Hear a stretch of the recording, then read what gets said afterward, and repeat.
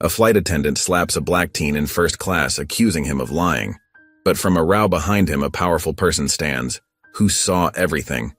Because the boy is no ordinary passenger. He's the grandson of a federal judge. No arrest, no press conference, just one shocking offer. Live with the family she wronged. Why did the judge show mercy? Why did the boy stay silent? What follows is a story of shame, second chances, and a reckoning no one saw coming. Before we get into the story, comment below where in the world you are watching from today. The morning sun streamed through the towering windows of Hartsfield-Jackson Atlanta International Airport, casting long shadows across the bustling terminal. Gate B12 hummed with activity as travelers rushed past, their rolling suitcases creating a constant rhythm against the polished floor. Overhead, speakers crackled with announcements, mixing with the sounds of crying babies and excited chatter from spring break travelers. The air smelled of coffee and cinnamon rolls from nearby kiosks, adding to the sensory overload of the busy morning. 13-year-old Caleb Johnson stood tall near the gate counter, his navy slacks and crisp button-up shirt setting him apart from the casual crowd. His fingers traced the edge of his first-class boarding pass to Charlotte, a prize that felt both thrilling and intimidating. He'd earned this trip by winning the National Belonging Essay competition, and the thought made his heart swell with quiet pride. His essay had beaten out thousands of others, something his teachers had celebrated with a small party in his honor last week. "Let me check one more time," Judge Vivian Lane said, her elegant hand reaching for Caleb's backpack. Despite her 80 years, she moved with the same grace that had commanded federal courtrooms for decades. Her silver hair was swept into a neat bun, and her eyes held the wisdom of years spent fighting for justice. The gold bracelet on her wrist caught the sunlight as she moved, a gift from her late husband that she never traveled without. "Grandmother, I've got everything," Caleb assured her, his voice gentle but firm. "Phone's charged, snacks are packed, and my ticket's right here." He patted his chest pocket, where the boarding pass sat safely tucked away. He'd checked his bag 3 times before leaving home, making lists in his neat handwriting to ensure nothing was forgotten. Judge Lane's eyes softened as she looked at her grandson. "I know you do, baby. You've always been thorough." She straightened his already perfect collar, more for comfort than necessity. "But it's my job to worry, even when you don't need me to." Her fingers lingered momentarily on his shoulder, reluctant to let him go. Around them, families hugged goodbye and business travelers rushed past with coffee cups clutched in their hands. A group of teenagers laughed loudly at a nearby charging station, their spring break excitement filling the air. A small child dropped a stuffed animal and Caleb stooped to retrieve it, handing it back with a kind smile that made the toddler beam. "I want to do this by myself," Caleb said, standing a little straighter. "I know I can." His eyes held a determination that reminded Judge Lane of his father, her son, who had shown that same quiet confidence from an early age. Judge Lane nodded, pride evident in her warm smile. "Of course you can." She pulled him into a firm embrace, her voice dropping to a whisper that was just for him. "You belong in every room, baby. Don't let anyone make you forget that."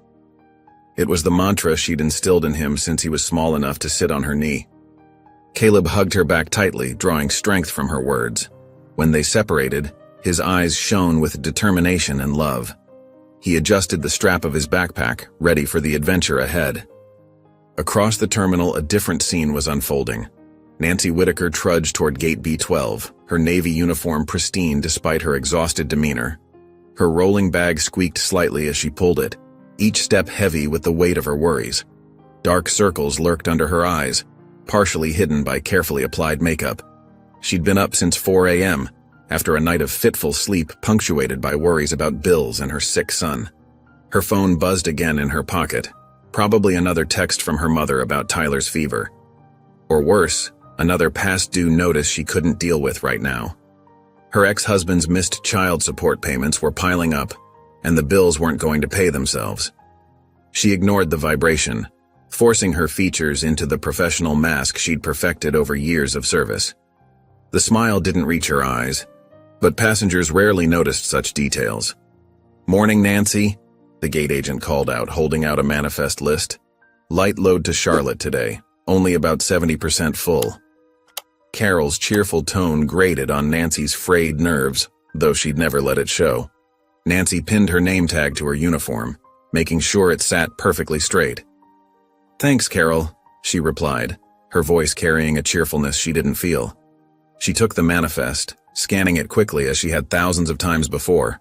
The familiar routine was comforting, one of the few things in her life that remained predictable and orderly. At the gate, Caleb shifted his weight from one polished dress shoe to the other, watching as the first group of passengers began to line up. His fingers found the boarding pass again, drawing comfort from its presence. This was his moment, his achievement, and he was ready. The butterflies in his stomach weren't fear, he decided, but anticipation. Judge Lane stood back, her posture relaxed but alert as she watched her grandson prepare to board. Years of experience had taught her to read rooms, to sense undercurrents, and to stay vigilant even in moments of joy. She'd fought too many battles and won too many victories to ever fully let her guard down. Her gaze swept the gate area, a habit formed during decades of civil rights work when danger could come from any direction. The gate agent's voice rang out clear and professional. "We're now boarding our first-class passengers for Flight 2187 to Charlotte. Please have your boarding passes ready." The announcement set off a flurry of movement as travelers gathered their belongings. Caleb turned to his grandmother one last time, his smile bright and genuine. "I'll call you when I land." He straightened his shoulders, ready to embark on this journey alone. "I know you will," Judge Lane replied, her voice steady and warm. She watched as he joined the line, presenting his boarding pass with the same dignity she'd seen him show in every situation, big or small. Even at 13, he carried himself with a poise that many adults never achieved. Nancy entered the plane through the crew entrance, her professional smile already in place despite the exhaustion that seemed to seep into her bones. She stowed her bag in the crew area, going through her pre-flight checklist with mechanical efficiency. She adjusted the cuffs of her uniform sleeves, a ritual that helped her transition fully into her flight attendant persona. Through the terminal window, Judge Lane watched as Caleb disappeared down the jet bridge, his head held high. She remained still, a picture of composure, even as her grandson vanished from view. Her hands clasped loosely in front of her, she stood sentinel-like, her presence commanding respect without demanding it. Several passers-by glanced at her twice, recognizing something special in her dignified bearing. Inside the jet bridge, Caleb took measured steps forward, his heart beating a little faster with each move toward the aircraft. Behind him, other passengers chatted and shuffled, but he remained focused on his path forward, just as his grandmother had taught him. He rehearsed his introduction to the flight attendants in his mind, wanting to make a good impression. Nancy moved through the first-class cabin, checking overhead bins and seatbelt positions, her movements precise and practiced. She hadn't yet noticed the young passenger about to board, her mind still caught in the web of her personal struggles. She straightened a safety card in the seat pocket, her thoughts miles away with her feverish son. The morning sun continued to pour through the terminal windows, casting long rays across the gate area where Judge Lane stood watching, her expression serene but watchful. The airport buzzed around her, a constant flow of humanity rushing to and fro, but she remained still, a calm center in the midst of chaos. She would wait until the plane taxied away, sending her silent strength with her grandson as he ventured into the world alone. The first-class cabin of the Atlanta to Charlotte flight gleamed with subtle luxury. Soft beige leather seats stretched across the front rows, their wide armrests and ample legroom a stark contrast to the cramped quarters behind. The overhead bins closed with gentle thuds as early boarding passengers settled in, the sound mingling with the quiet hum of the air conditioning system. Caleb Johnson slipped into seat 3A, his movements careful and deliberate. The leather seat felt cool against his back, and he ran his hand along the smooth armrest, still processing that this space was meant for him.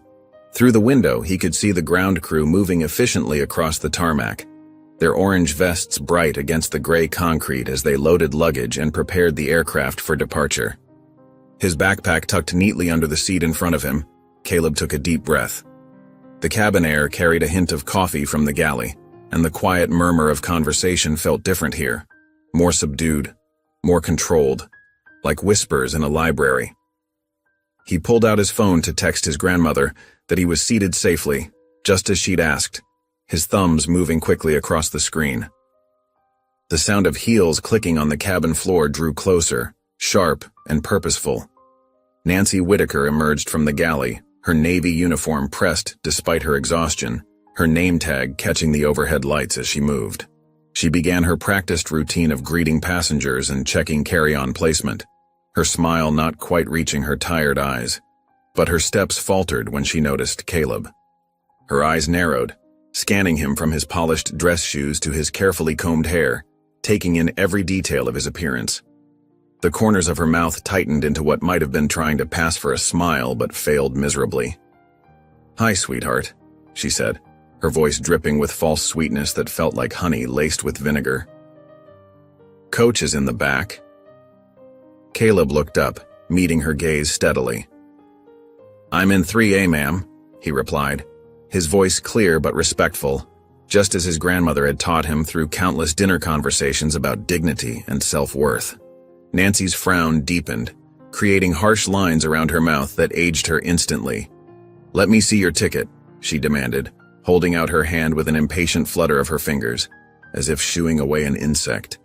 Without hesitation, Caleb retrieved his boarding pass and handed it to her. The paper was slightly curved from being held so carefully during his wait at the gate, the printed letters crisp and unmistakable. Nancy barely glanced at it before shaking her head, her lips pursing with disapproval. "This can't be right," she muttered, more to herself than to Caleb. Her eyes darted between the ticket and the boy sitting in the premium seat, disbelief etched across her features. There must be some mistake. Someone must have upgraded you. Her thoughts raced. This isn't protocol. This doesn't make sense. Why would he be in first class? Children don't belong here, especially not. The passenger in 3C lowered his newspaper slightly, watching the interaction over his reading glasses, his bushy eyebrows furrowing with interest. Across the aisle, a woman in 3D set down her phone, her attention caught by the rising tension, her manicured fingers tapping nervously on her armrest. "My grandmother booked the flight," Caleb began to explain, his voice steady despite the growing knot in his stomach that twisted tighter with each passing second. "I won a contest." "Don't interrupt," Nancy cut him off, her voice rising like a teacher scolding a disobedient student. Other passengers turned their heads now, the quiet atmosphere of first class disturbed by her sharp tone. "Where did you really get this ticket?" Caleb's hands clasped together in his lap, knuckles whitening slightly, but his posture remained straight, backbone rigid with dignity. "My grandmother," he tried again, determined to explain. "Don't lie to me," Nancy snapped, her voice echoing in the cabin like a slap.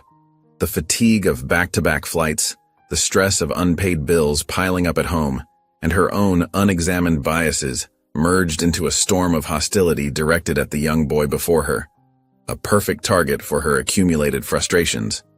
More passengers were turning now, their conversations dying mid-sentence.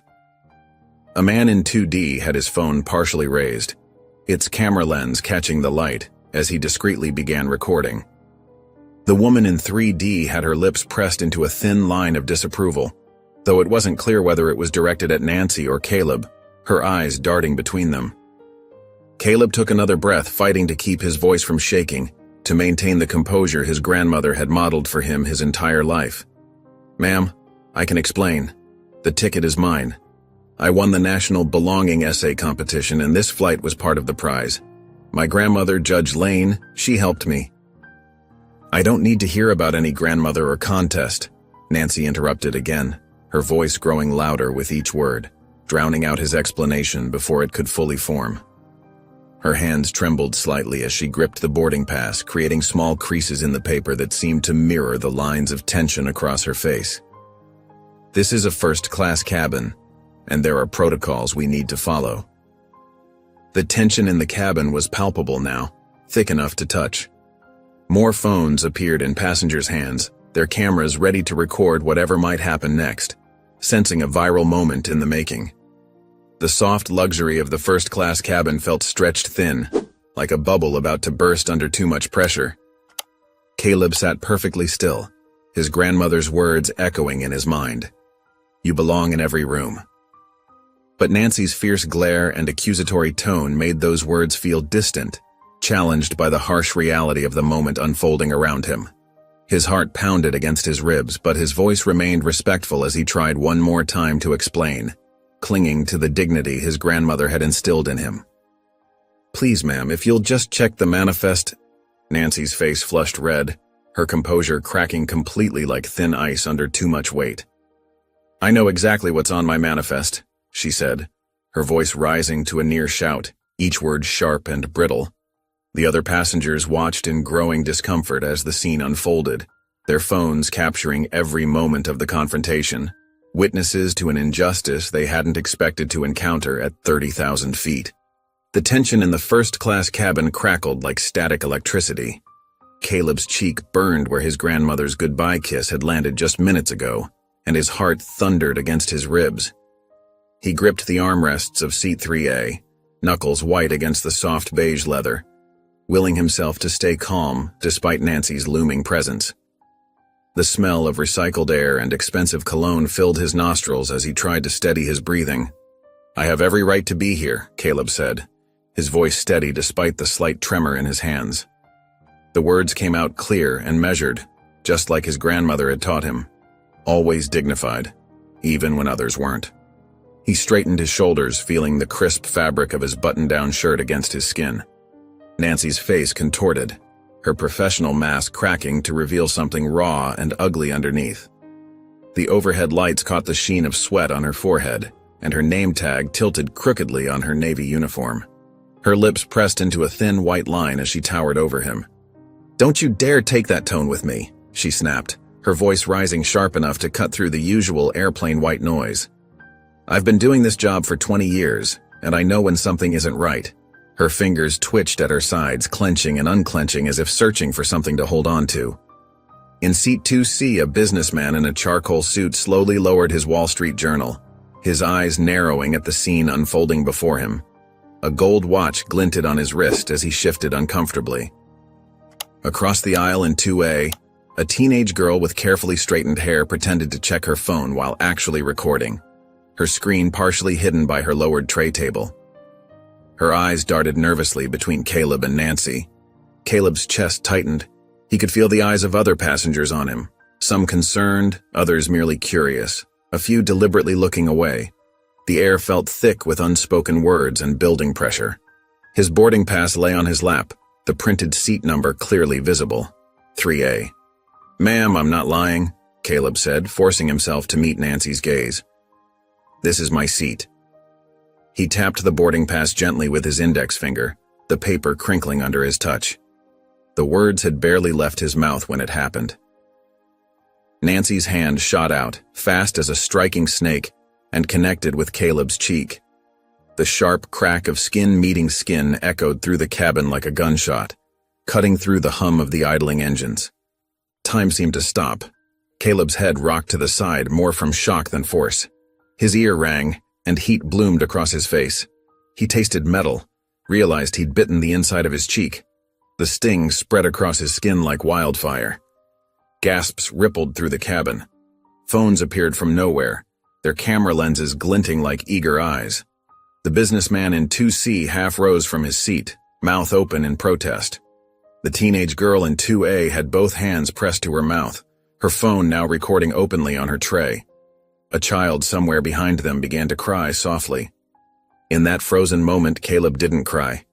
He didn't speak. He simply sat there, one hand pressed to his cheek, staring straight ahead as his grandmother's words echoed in his mind. "You belong in every room." The memory of her voice steadied him, a lighthouse in the storm of humiliation washing over him.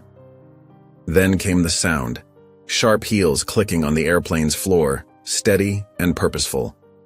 The sound grew closer, and heads turned toward the back of first class.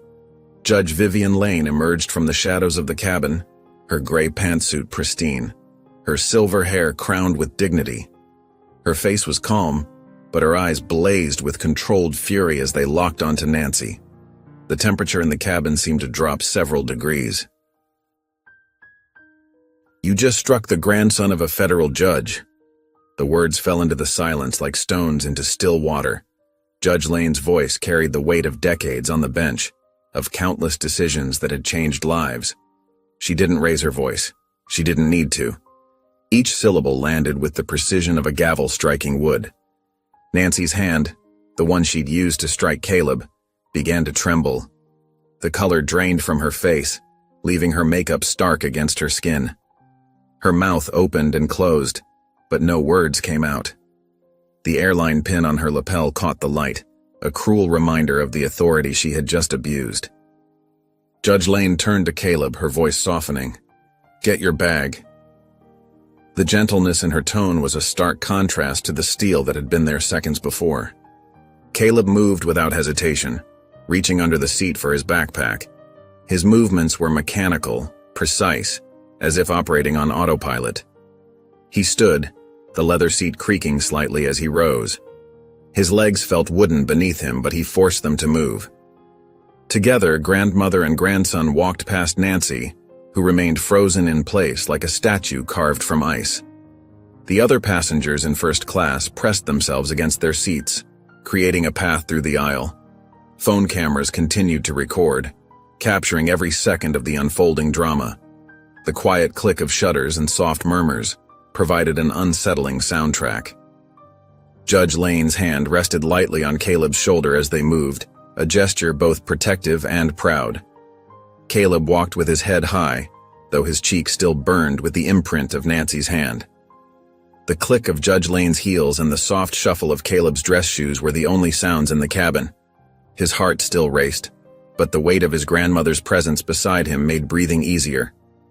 Behind them, Nancy remained rooted to the spot, her uniform suddenly seeming too tight, too confining. Her world, already precarious, had just shattered completely. The phones kept recording, their lenses capturing the exact moment when actions met consequences, when bias met justice, when wrong met right. A bead of sweat trickled down her temple as the reality of what she'd done began to sink in. The air in the cabin felt electric with unspoken words and the weight of what had just transpired. Every passenger knew they had witnessed something significant, not just a confrontation, but a moment that would ripple far beyond this flight, this airport, this day. In the quiet aftermath, the only sound was the steady hum of the engines, indifferent to the human drama playing out within their metal cocoon. The jet bridge felt like a long tunnel stretching before Caleb and Judge Lane as they made their slow journey back to the terminal. Their footsteps echoed hollowly against the metal walkway, a stark contrast to the charged atmosphere they'd left behind in the airplane cabin. The cool air wrapped around them like a protective blanket, giving Caleb's stinging cheek some relief. With each step, the reality of what had just happened settled deeper into his bones. Judge Lane walked beside her grandson with measured steps, her face a masterpiece of controlled composure. But her hand rested protectively on Caleb's shoulder, steady and warm. Occasionally, her fingers would give him a gentle squeeze, a silent reminder that she was there, that he wasn't alone. Caleb clutched his backpack against his chest like a shield, his eyes shining with unshed tears he refused to let fall. The essay certificate that had earned him this trip was still tucked safely inside. At the gate, 2 agents looked up in confusion as the pair emerged. One stepped forward, her name tag reading, Sarah, concern etched across her features. "Is everything all right?" she asked, glancing between them, noting the red mark on Caleb's face. Judge Lane's voice carried the weight of decades on the federal bench. "No, everything is not all right. I need to speak with your supervisor immediately, and TSA." Her words were calm, but carried an unmistakable authority that demanded action. The gate agent's eyes widened at the mention of TSA. She grabbed her phone, fingers flying across the keypad. Within minutes, the quiet gate area transformed into a hub of activity. Passengers waiting for connecting flights watched with curious expressions. A TSA officer in his dark uniform arrived first, walking with purpose, followed closely by a man in a crisp airline management suit who seemed to sense the gravity of the situation. I'm Gerald Matthews, Terminal B supervisor, the suited man said, extending his hand. We understand there's been an incident? His practiced smile couldn't hide the concern in his eyes. Judge Lane's voice remained steady as steel. Your flight attendant, Nancy Whitaker, just physically assaulted my 13-year-old grandson in first class. I am retired federal judge Vivian Lane, and I witnessed the entire exchange. She kept her hand on Caleb's shoulder, a gesture both protective and grounding. The temperature in the room seemed to drop 10 degrees. The supervisor's professional smile vanished, replaced by genuine alarm. He gestured toward a nearby doorway. Please, Your Honor, let's discuss this somewhere private. His eyes darted nervously to the gathering onlookers. In a quiet office just off the main terminal, Judge Lane recounted the events with precise detail. Nancy's initial confrontation, her escalating behavior, and the shocking moment of violence. Caleb sat beside his grandmother, his posture straight despite his trembling hands. He stared at a point on the wall, trying to make himself invisible while still holding on to his dignity. Meanwhile, back on the plane, Nancy found herself being escorted off by two airline officials. Her face had lost all color, and her hands shook as she gathered her belongings from the galley. The reality of her actions was beginning to sink in, bringing with it waves of panic. Passengers watched through the cabin, phones still recording as she was led away. Some whispered to each other, others shook their heads in disgust. They took her to a small holding room with gray walls and fluorescent lighting. A table, 4 chairs, and a window showing the tarmac were the only features. Nancy sank into one of the chairs, her uniform suddenly feeling too tight around her neck. Her breathing came in short, shallow gasps. Her supervisor entered first, followed by someone from legal.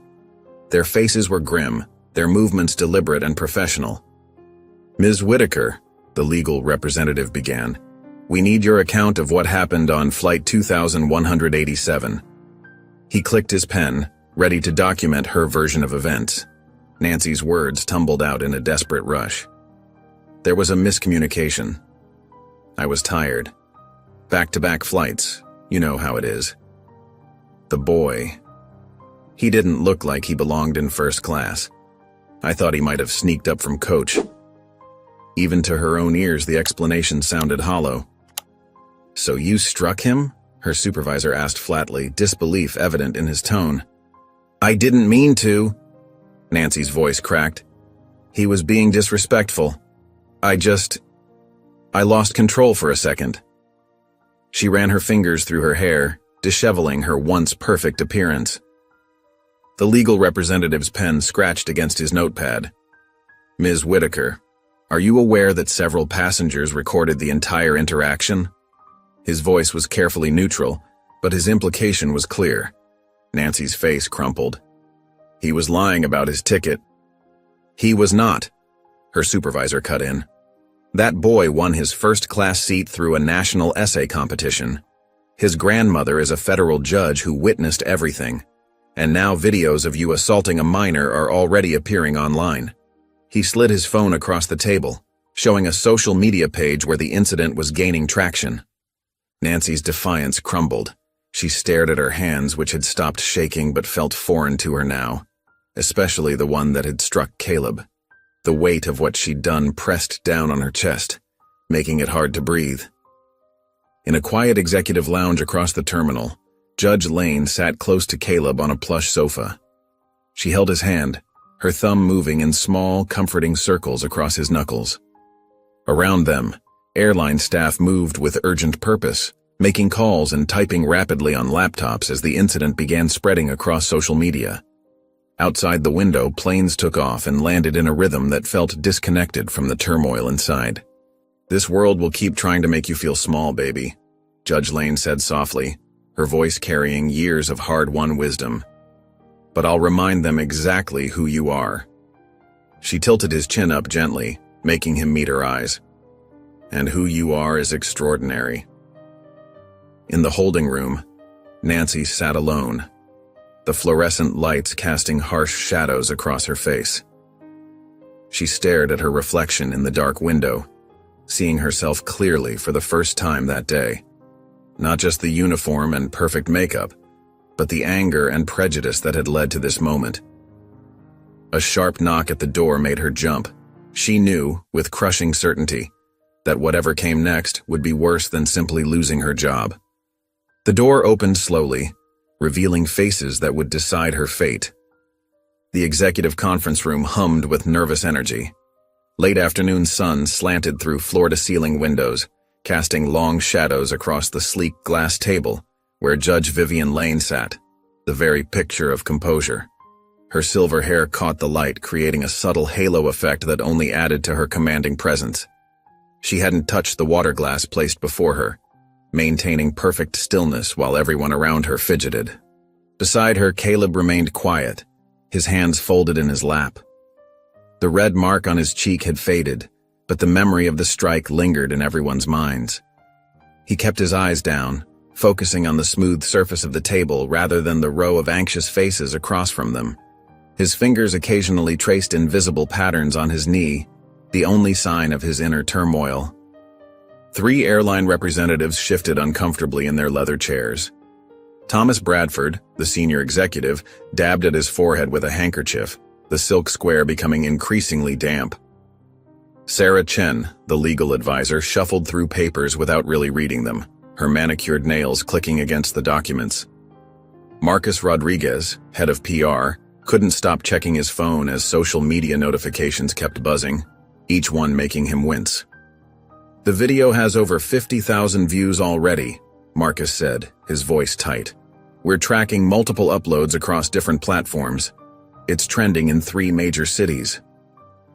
Judge Lane didn't react to this information. She simply sat, hands clasped on the table, watching them squirm. The silence stretched until Thomas couldn't take it anymore, the ticking of the wall clock seeming to grow louder with each passing second. "Judge Lane," he began, clearing his throat, "we want to express our deepest regrets about this incident. We're prepared to offer substantial compensation and—" "Mr. Bradford," Judge Lane interrupted, her voice smooth as silk but sharp as steel, "I'm not interested in your money." The 3 representatives exchanged confused glances, a silent conversation of raised eyebrows and widened eyes. Sarah Chen leaned forward, her professional smile strained at the edges. "With all due respect, Your Honor, given the severity of the incident and the clear liability issues—" "What happened today?" Judge Lane continued as if she hadn't spoken. "Wasn't just about my grandson. It's about a deeper problem that money won't fix." She paused, looking each of them in the eye, her gaze unflinching and penetrating. "I have a different proposition." A knock at the door interrupted her. A security officer led Nancy Whitaker into the room. Nancy looked like she'd aged years in the past few hours. Her uniform was wrinkled, her face pale, and her hands trembled slightly as she took the seat indicated at the far end of the table. Her usual confident posture was gone, replaced by the slumped shoulders of someone expecting the worst. "Ms. Whitaker," Judge Lane acknowledged her presence without warmth. "I was just explaining to your employers that I'm not interested in pressing charges or seeking financial compensation." Nancy's shoulders sagged with visible relief, but Judge Lane wasn't finished. Her next words landed like stones in still water. "Instead, you're going to come live with my family for 1 week." The room went completely still. Nancy's mouth fell open. "You want me to what?" "Shadow me, meet my family, face the people you hurt."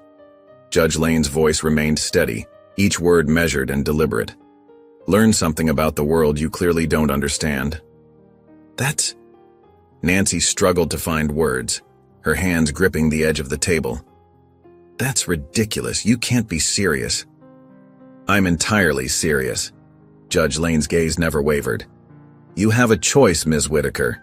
Accept this arrangement, or we can pursue this incident through more traditional channels.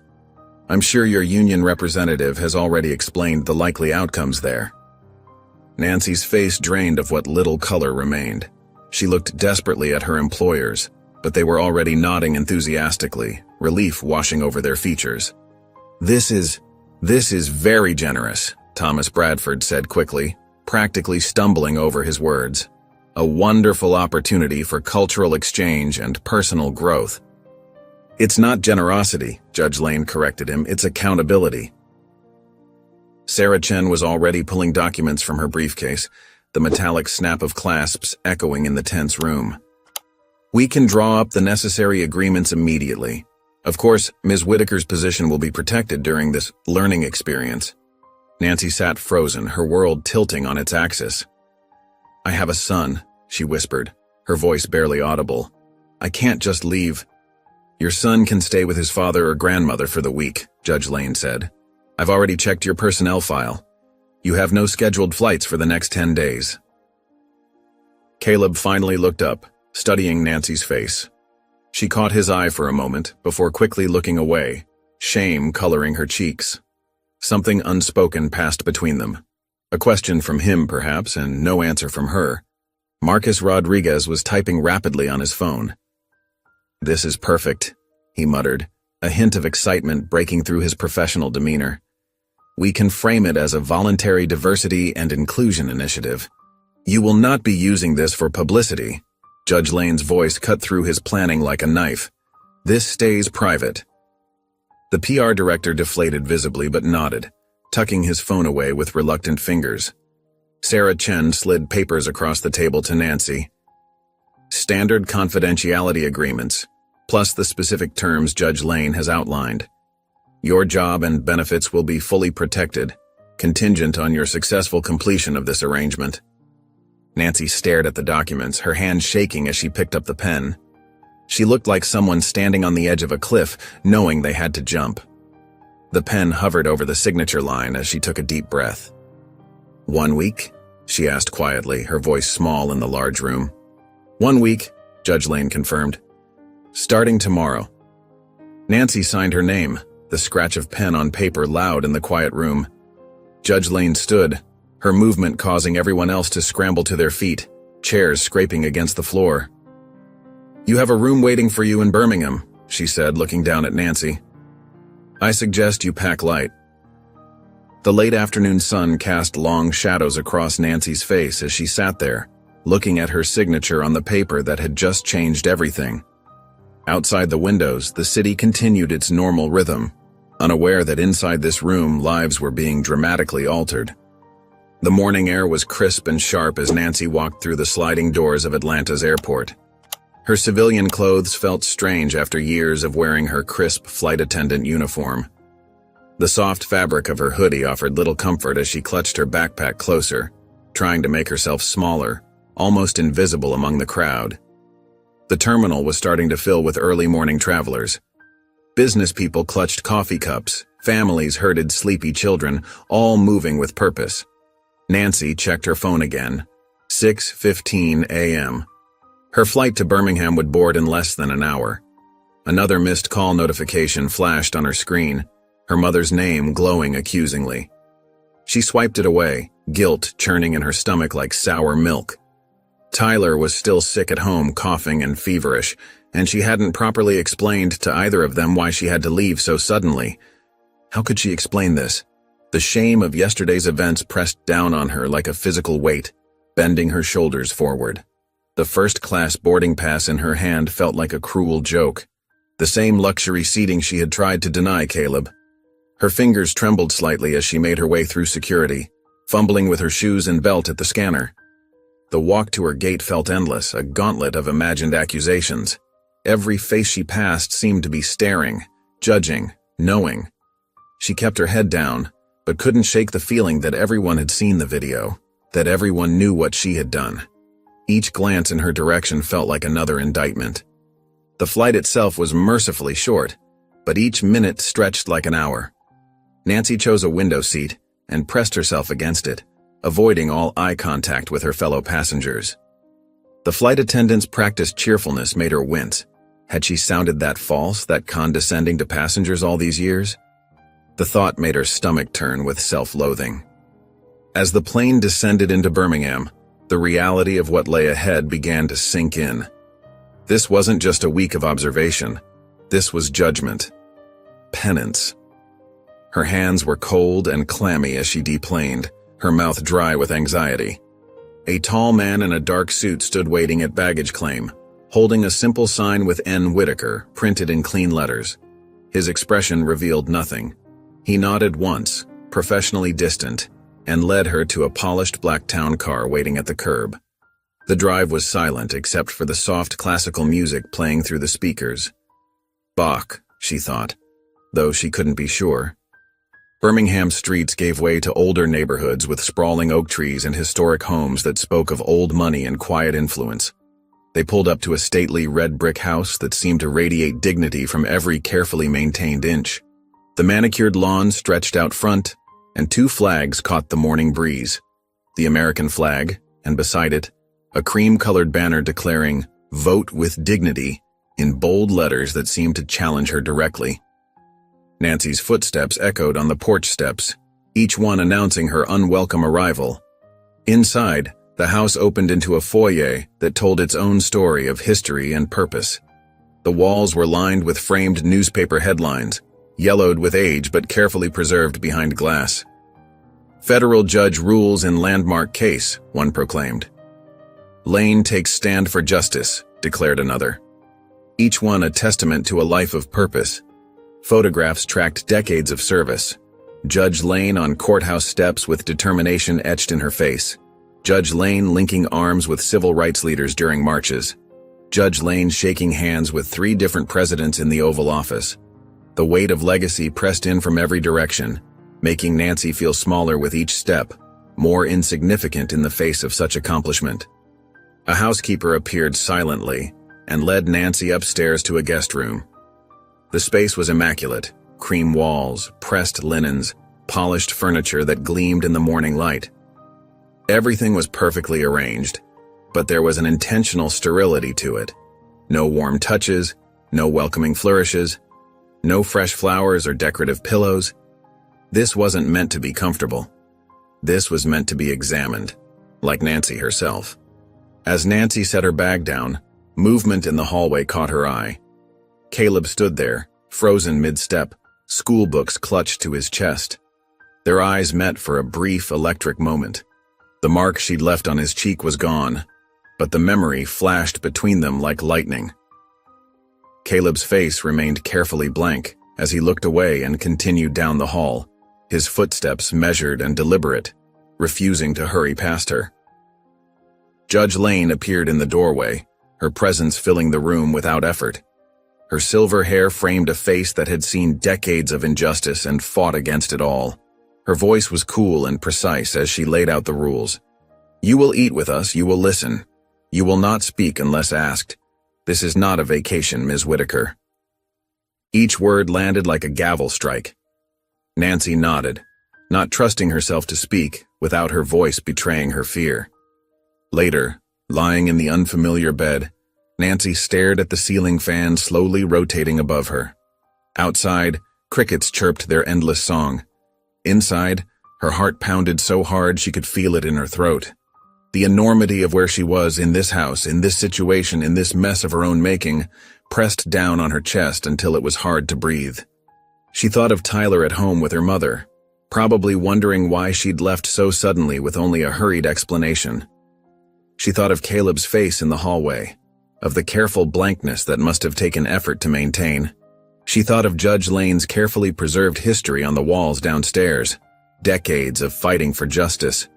She thought of her own face in that viral video, twisted with an anger she barely recognized, a stranger wearing her features. The crickets kept chirping. Nancy kept staring at the ceiling. Sleep felt very far away, like redemption itself. The formal dining room gleamed with old money and deeper history. Crystal glasses caught the early evening light, casting prism patterns across a mahogany table that could seat 12, but was set for 4. The china was delicate, with hand-painted blue flowers around the edges that whispered stories of generations past. Everything spoke of tradition, dignity, and carefully preserved memories. A living museum of family legacy that made Nancy feel like an intruder before she'd even stepped fully inside. Nancy hesitated in the doorway, feeling awkward in her khakis and navy blazer, an outfit that had seemed appropriate when she packed but now felt stiff and trying too hard. She tugged at her collar nervously, wishing she'd chosen something else. The others were already seated. Judge Lane at the head of the table, radiating quiet authority without saying a word. Caleb, small and withdrawn in his chair, eyes fixed on his empty plate.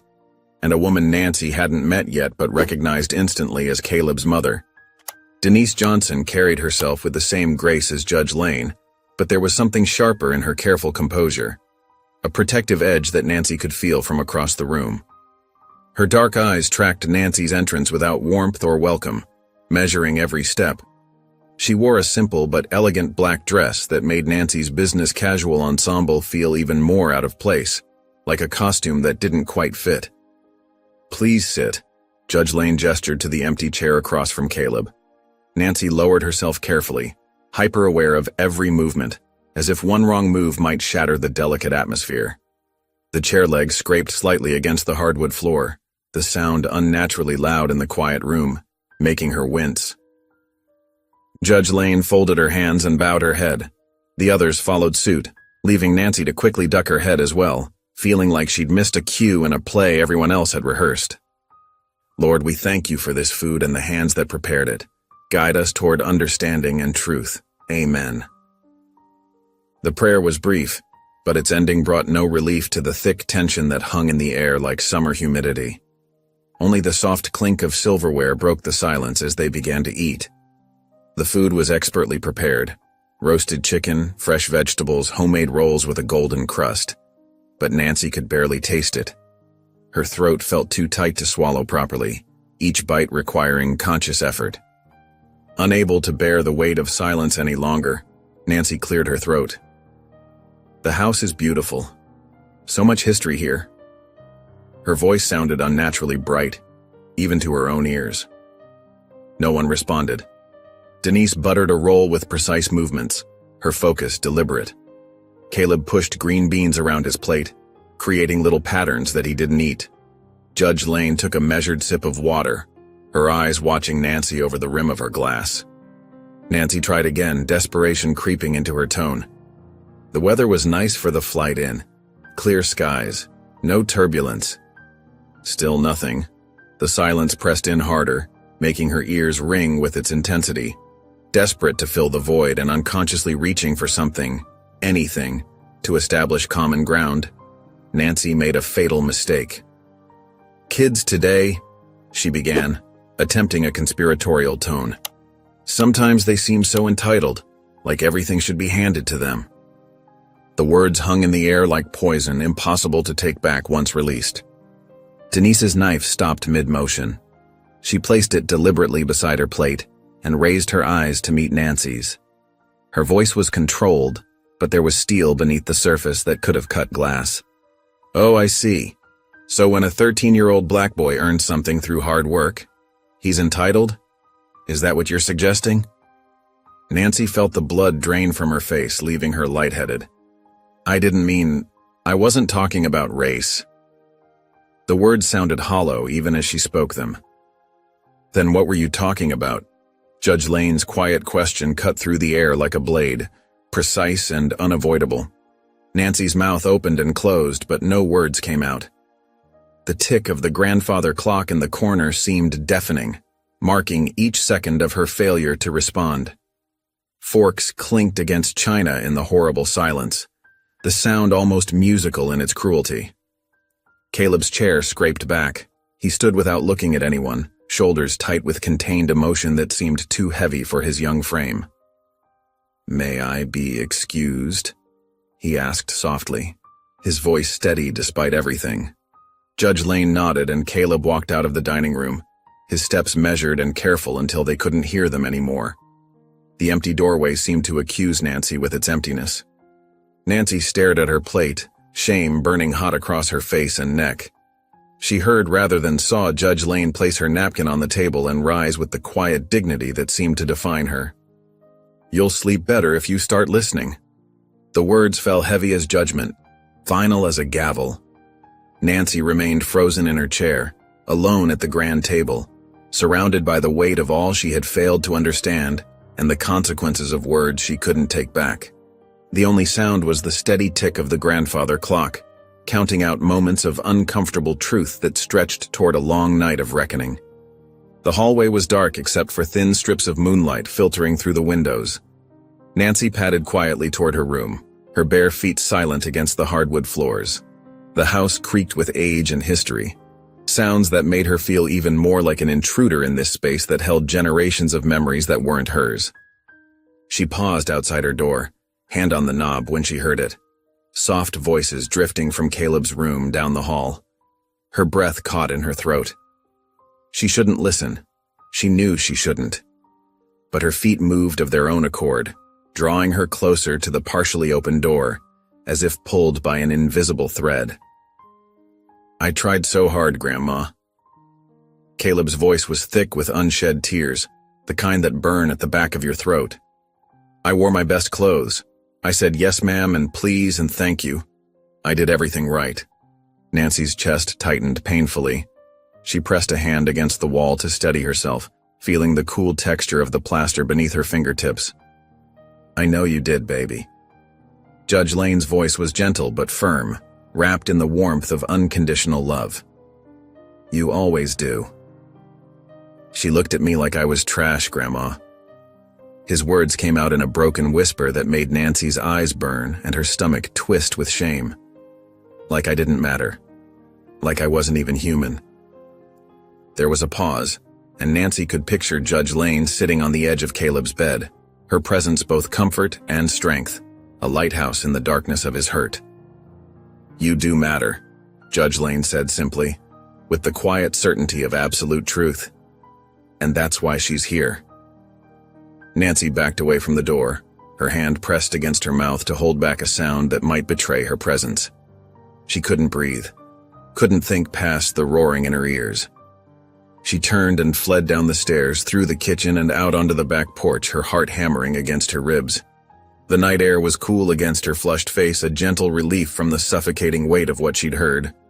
She sank into one of the wooden rocking chairs, her hands shaking as she pulled out her phone. The screen glowed in the darkness as she opened her photo gallery, illuminating her tear-streaked face with its blue light. There was Eli at his last birthday party, 11 candles blazing on the cake, each flame reflecting in his bright eyes. His smile was wide, gap-toothed, innocent, untouched by what was to come. She swiped left, Eli at his piano recital, small fingers poised over the keys, wearing the blue bow tie she'd helped him tie just minutes before he performed Beethoven's Für Elise. Another swipe, the two of them at the beach, building elaborate sandcastles with moats and towers. His dark hair was tousled by the wind, cheeks pink from the sun, freckles standing out against his tan. The last photo made her pause, her finger hovering over the screen. It was taken just 3 days before everything changed forever. Eli was sprawled on the couch, reading a comic book, one sock on and one off, completely absorbed in his superhero world. She'd teased him about it. He'd stuck his tongue out at her, eyes crinkling with laughter. She'd never imagined it would be one of the last moments she'd have with him, an ordinary slice of life that would become precious beyond measure. "I wasn't ready to lose you," she whispered into the darkness, the words barely audible even to herself. Her voice cracked like thin ice. "And I hated every kid who got to live after you didn't." The truth of it hit her like a physical blow, knocking the air from her lungs. All those years of watching other mothers with their children, seeing boys Eli's age growing up, becoming teenagers, having futures her son would never have. The bitterness had grown like poison ivy, wrapping around her heart until she could barely breathe through it, choking out any compassion that tried to take root. And today she'd looked at Caleb, bright, polite, accomplished Caleb, and seen only another reminder of what she'd lost. She'd taken her pain out on an innocent child who'd done nothing wrong except exist in a world where her son no longer did. The realization made her feel hollow and sick. The stars blurred above her as tears filled her eyes, turning the pinpoints of light into streaks of silver. She clutched her phone to her chest, Eli's smiling face still glowing on the screen. For the first time since his funeral, she let herself really feel the weight of her grief. It crashed over her in waves. The memories, the guilt, the anger, the devastating loneliness of outliving her child. Each memory was both treasure and torture. The wooden chair creaked softly as she rocked, tears rolling silently down her cheeks and dripping onto her nightgown. The night breeze whispered through the trees, carrying the sweet scent of magnolia blossoms from the ancient tree in the side yard. Somewhere in the distance, a whippoorwill called into the darkness, its haunting cry echoing her own sorrow. Nancy stayed there long after midnight, crying for her son, for Caleb, for the person she'd become in her pain. Her phone screen had long since gone dark, but she held it close, as if she could somehow hold on to the memory of Eli's smile, his laugh, the way he'd felt in her arms when he was small enough to carry. The tears came quietly now, steady and cleansing as the weight of everything she'd buried began to surface under the vast Alabama sky, studded with stars that had witnessed countless human sorrows and still kept their silent watch. The morning sunlight crept through the lace curtains of the guest room, casting delicate shadows on the hardwood floor. Nancy sat perched on the edge of the bed, still in her pajamas, her hands clasped tightly in her lap. The events of the previous night played over and over in her mind like a movie she couldn't stop. Caleb's voice breaking, her own tears on the back porch, the weight of memories she'd tried so hard to bury. Each replay brought fresh waves of shame washing over her. A soft knock interrupted her thoughts. The door opened slowly, and Judge Lane entered, carrying 2 steaming mugs of coffee. Her presence filled the room with quiet authority, but there was something gentler in her expression this morning, a softness around her eyes that hadn't been there before. She handed 1 mug to Nancy and settled into the antique chair across from the bed, the wood creaking slightly under her weight.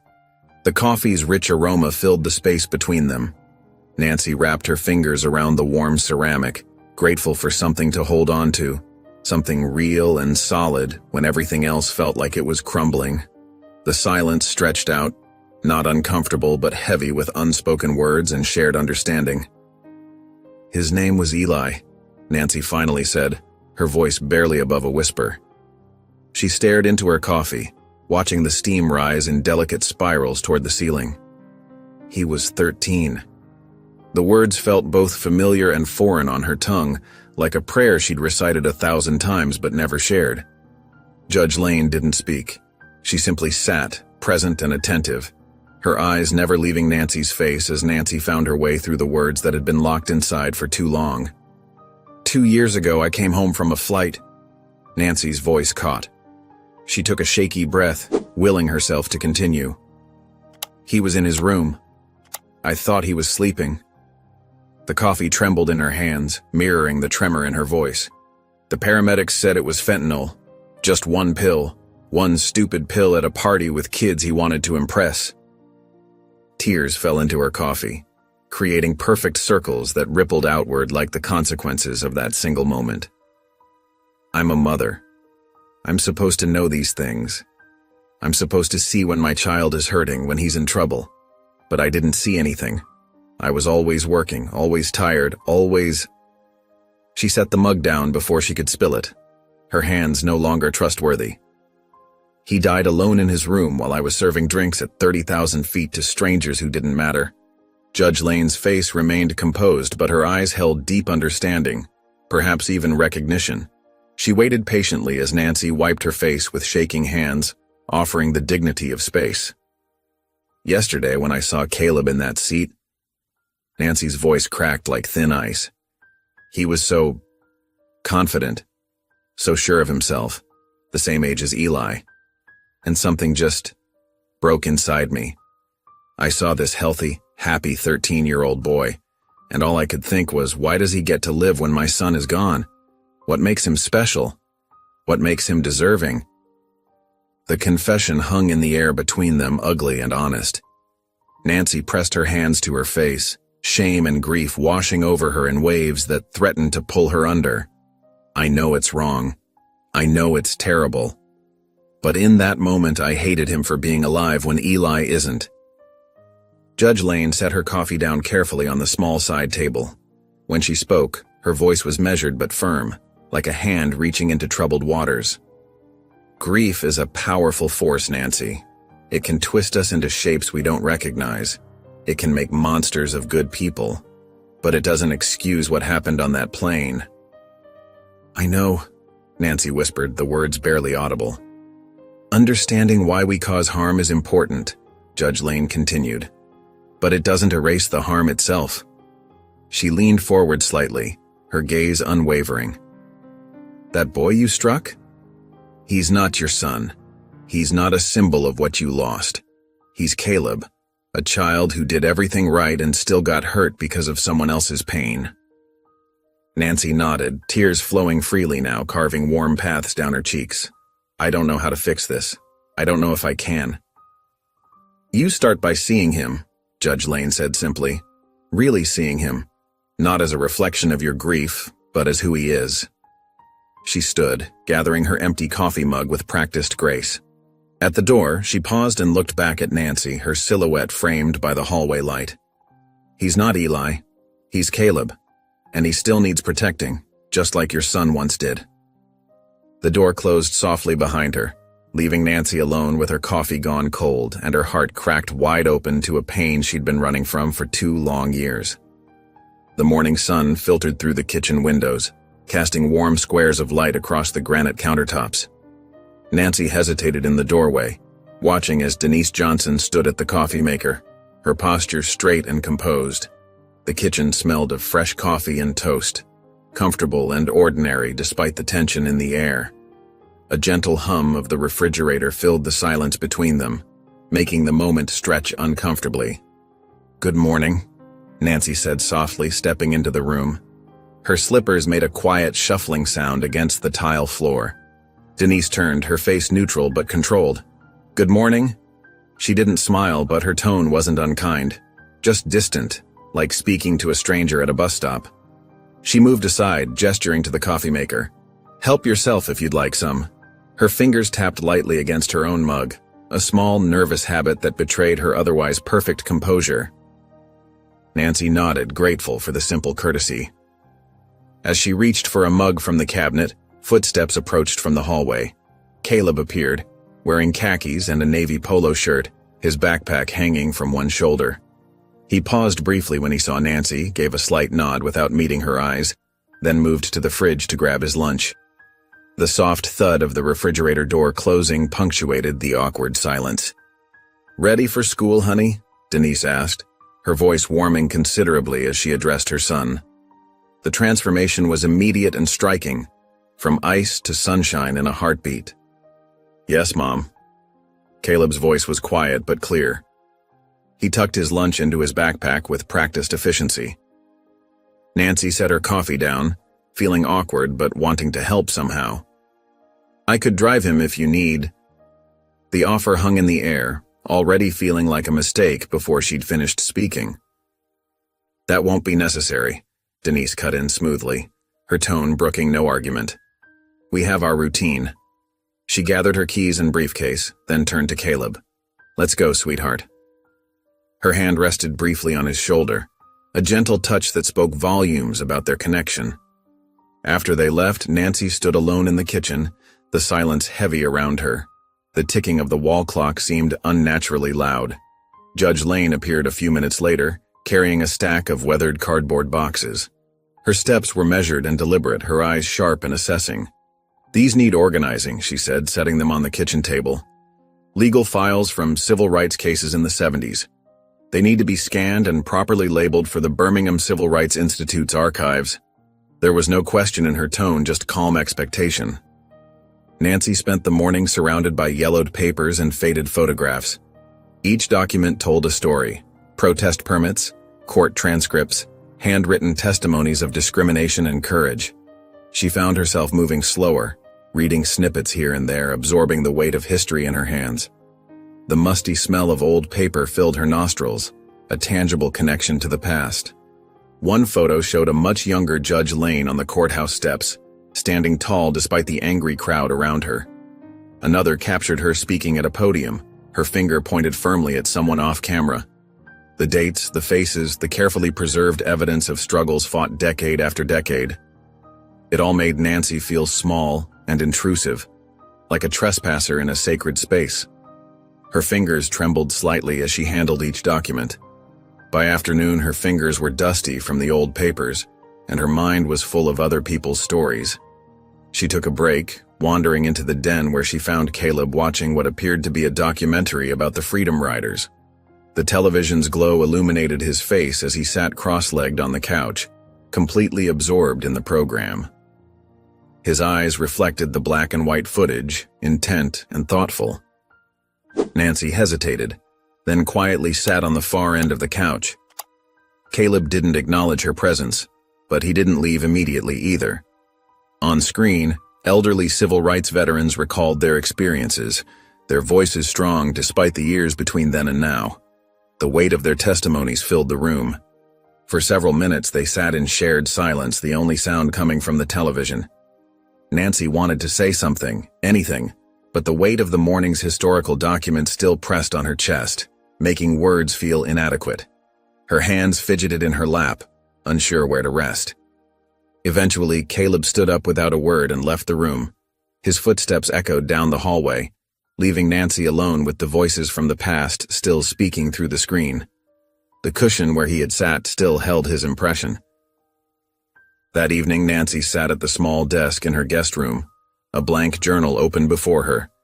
She hadn't written in years, not since Eli.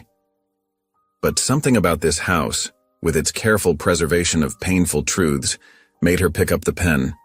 The lamplight cast a warm glow over the empty page, waiting for her thoughts. She wrote slowly at first, then with increasing urgency.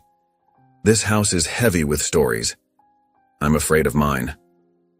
The words stared back at her from the page, raw and honest. Her handwriting looked unfamiliar after so long, slightly shaky but determined. Setting down her pen, Nancy turned to look out the window. The sky had darkened to deep purple, and crickets had begun their evening chorus.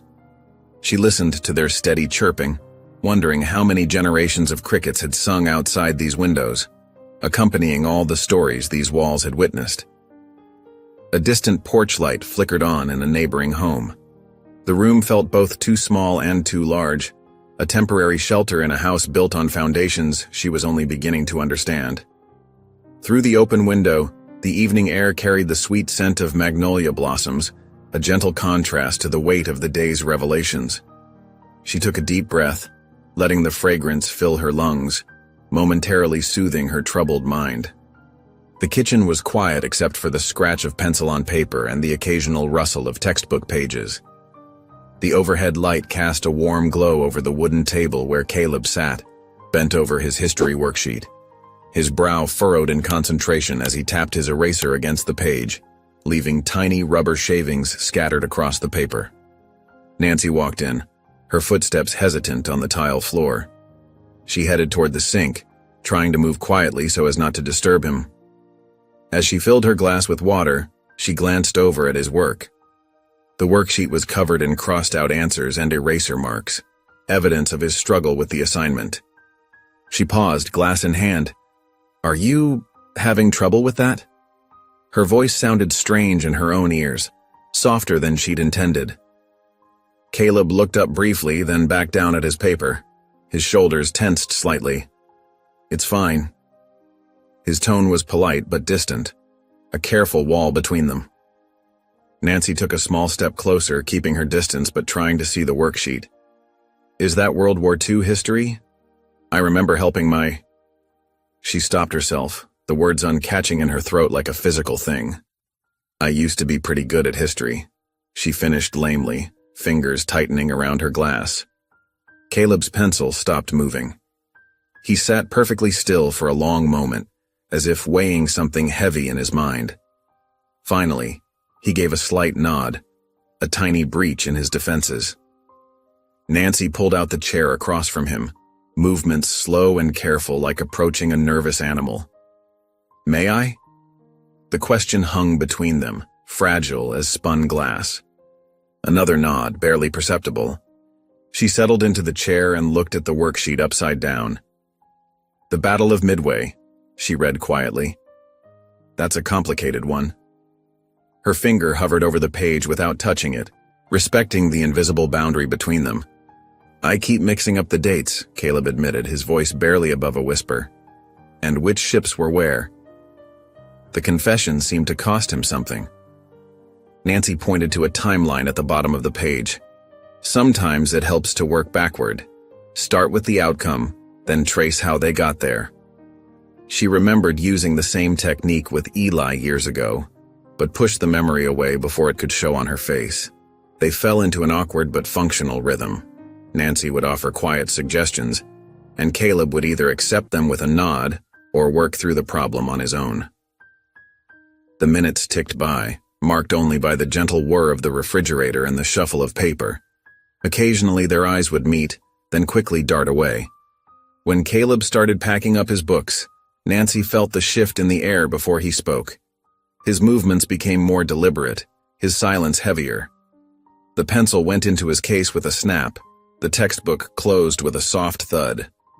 "I'm not your son," he said finally, his voice steady and clear in the quiet kitchen. "I'm not your grief, I'm me. And you hit me." The words weren't angry, just stated as plain, undeniable facts. Nancy's hand trembled against the table. The truth of his words hit her like a physical force, stealing her breath. She opened her mouth, but no sound came out. Her throat felt tight, constricted by shame and regret. The kitchen seemed suddenly too bright, too exposed. She swallowed hard and tried again. "I know," she managed, her voice shaking. "I was wrong. There's no excuse." The words felt inadequate, pebbles thrown into an ocean of hurt. Caleb looked directly at her then, his gaze unwavering. In that moment, she saw not a child, but someone far wiser than his years. Someone who had already learned too much about the weight of other people's prejudices. His eyes held a dignity that made her want to look away. "Then say it," he challenged. "To my face." His chin lifted slightly, a small gesture of defiance and self-respect. Nancy straightened in her chair, forcing herself to meet his eyes. She owed him that much. "I'm sorry I hit you," she said, each word distinct and heavy with meaning. "I was wrong, and I'm sorry I made you feel like you didn't belong." Her voice cracked on the last word. Caleb held her gaze for a long moment. His face showed no warmth, no forgiveness, but something shifted in his expression, a small acknowledgement of her words. He gave a single nod, then picked up his backpack and walked out of the kitchen without another word. The backpack straps made a soft swishing sound against his shirt as he left. Nancy remained at the table, listening to his footsteps fade down the hallway. The kitchen felt different now. Not exactly lighter, but clearer somehow. The refrigerator hummed its steady song. The clock ticked on the wall. And in that ordinary quiet, she sat with the weight of the first real truth she'd spoken since arriving, and the first time she'd truly meant it. She touched the spot on the table where Caleb's worksheet had been, tracing the ghost of their temporary truce with her fingertip. A few eraser shavings clung to her skin. The truth, once spoken, hung in the air like an invisible thread between what was and what could be. Not a mending, not yet, but perhaps the beginning of one. The morning sun filtered through the kitchen windows, casting long shadows across the tile floor. Nancy shuffled in, still adjusting to the unfamiliar routine of this house. Her slippers made soft scraping sounds against the cool tiles as she moved. She stopped short when she saw Caleb at the table, methodically spooning cereal into his mouth while reading from a thick textbook propped against the milk carton. His eyes moved quickly across the pages, absorbing information with quiet intensity. "Good morning," he said quietly, not looking up from his book, a strand of dark hair falling across his forehead. Nancy blinked, caught off guard by his unprompted greeting. It was the first time he'd initiated any conversation.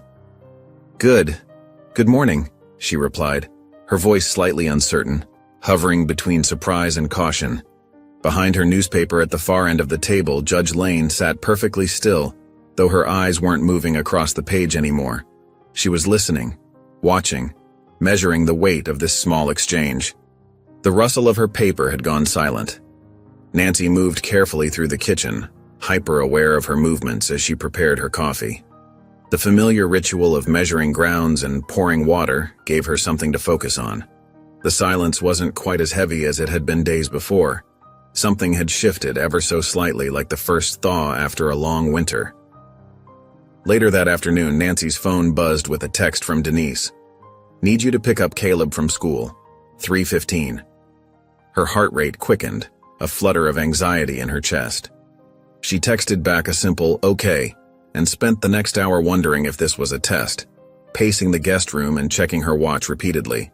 The school parking lot was busy with parents and buses when Nancy pulled up in Judge Lane's borrowed car.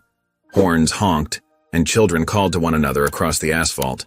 She spotted Caleb immediately, standing apart from the crowd, his backpack neat and his posture straight. Unlike the other slouching teenagers, he stood tall, as if carrying something precious. He slid into the passenger seat with a quiet, "Hello," the door closing with a solid thunk. They drove in silence for several minutes, the only sound of the soft whoosh of passing cars and the tick of the turn signal. Nancy's hands were tight on the steering wheel, her knuckles nearly white. She glanced at Caleb, who was staring out the window, his reflection thoughtful in the glass. "Do you like music?" she asked finally, her voice breaking through the quiet, sounding too loud in the confined space. "I play piano," he answered, still looking out the window. "Classical." His fingers twitched slightly in his lap, as if finding phantom keys. Nancy reached for the radio, finding the classical station. The rich sounds of a piano concerto filled the car, delicate notes cascading like water. They both sat straighter, listening, drawn into the music's spell. After a moment, Caleb spoke. "It's Chopin." His voice carried a hint of appreciation, a small connection made. "You can play like this?" Nancy asked, genuine curiosity in her voice, her eyes briefly leaving the road to glance at him. "I try," he said with a small shrug, but there was a hint of pride in his voice. "My teacher says I have good expression." The music continued to flow around them, creating a buffer that made conversation somehow easier, a neutral territory they could both inhabit. Caleb shifted in his seat, his shoulders relaxing slightly.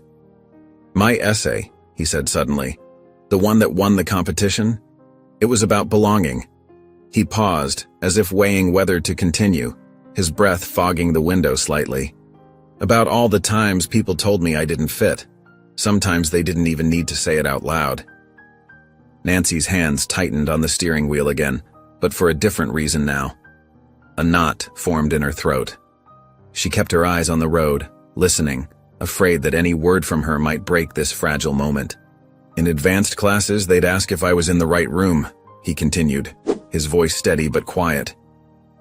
"At piano recitals, people would look surprised when I walked on stage, like they couldn't believe I could play classical music, like Mozart and Bach weren't meant for me." Nancy didn't speak, didn't try to defend or explain or minimize. She just listened, letting his words fill the space between them, heavy with meaning she was only beginning to understand. "The essay was about finding your place anyway," he said. "About belonging because you decide to belong, not because others let you. About making your own space when no one offers you one."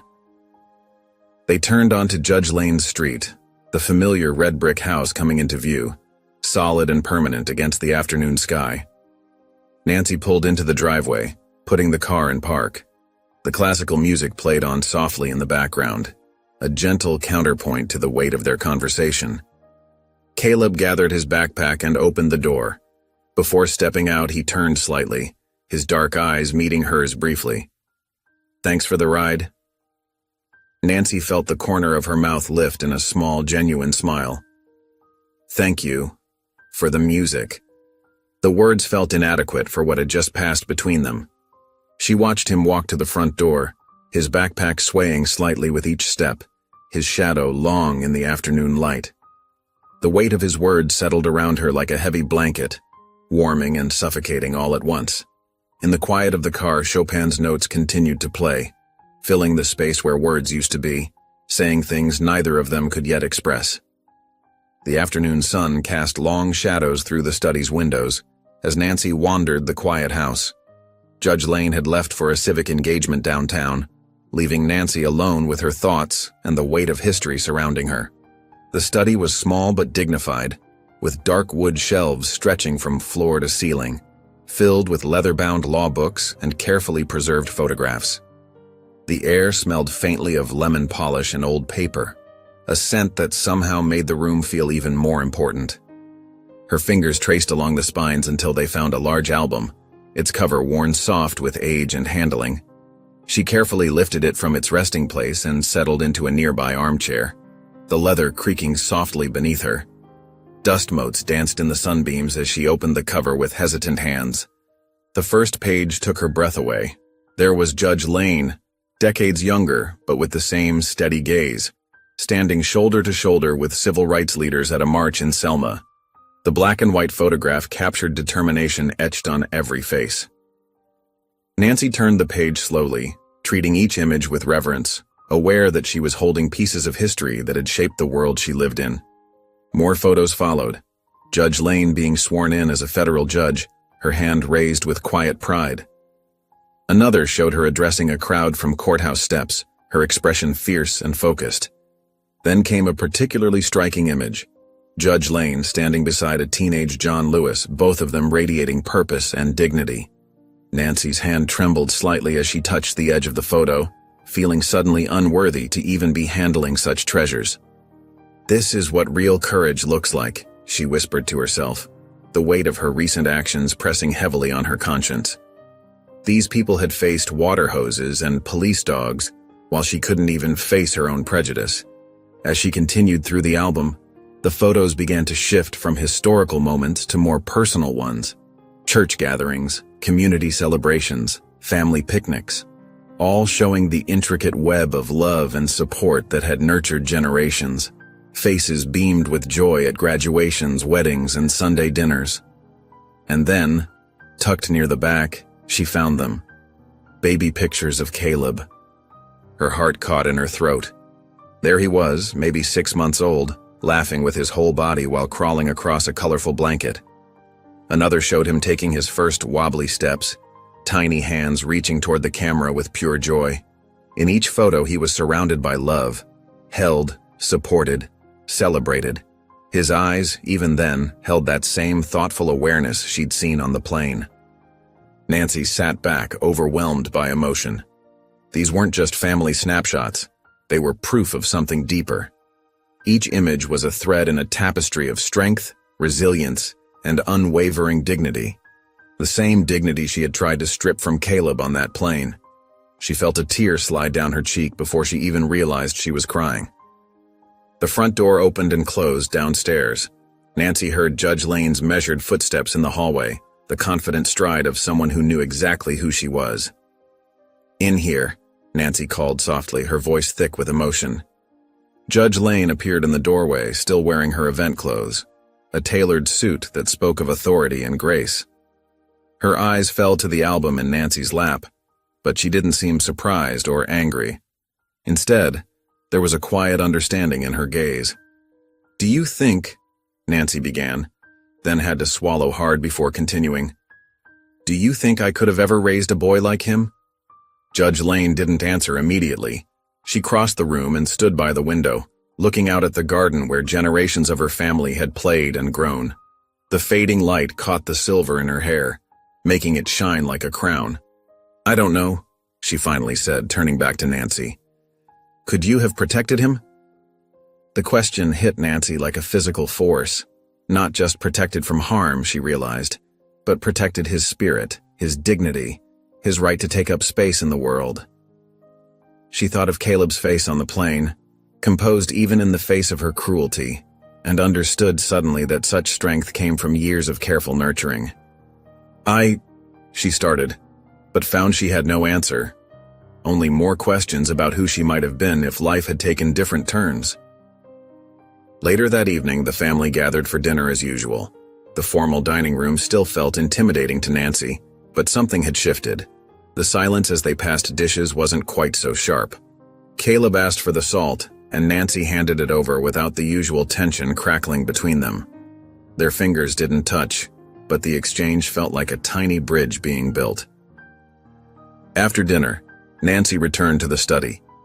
She lifted the album one more time, taking in the faces that looked back at her, faces that had fought, persevered, and paved the way for children like Caleb to fly first class without apology, faces that had changed the world while she had only tried to make it smaller.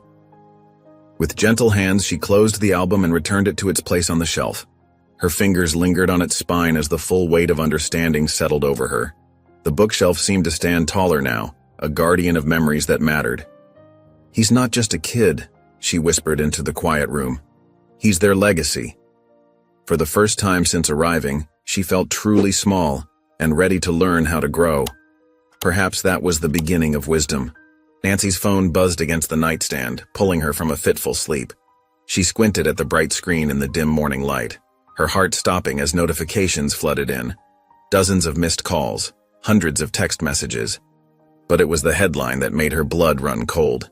"Flight attendant slaps black child in first class. Leaked video sparks outrage." Her hands trembled as she opened the video. There she was, her face twisted with anger, striking Caleb across the face. The sound of the slap echoed through her phone's speakers, making her flinch. The camera caught everything, her accusations, his politeness, Judge Lane's arrival. The comments below were brutal, calling for her head, her job, her future. "No, no, no," she whispered, scrolling frantically through message after message. Her airline crew group chat was exploding with gossip. Former colleagues were distancing themselves. Friends were sending concerned texts asking if it was really her in the video.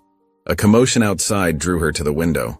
Her stomach dropped at the sight of news vans pulling up to the curb, their satellite dishes extending toward the sky. Reporters clutched microphones and cameras, while a small group of protesters began gathering at the edge of the lawn. Their signs were clear even from her second-floor window. "Racism has no place in the skies," and "Justice for Caleb."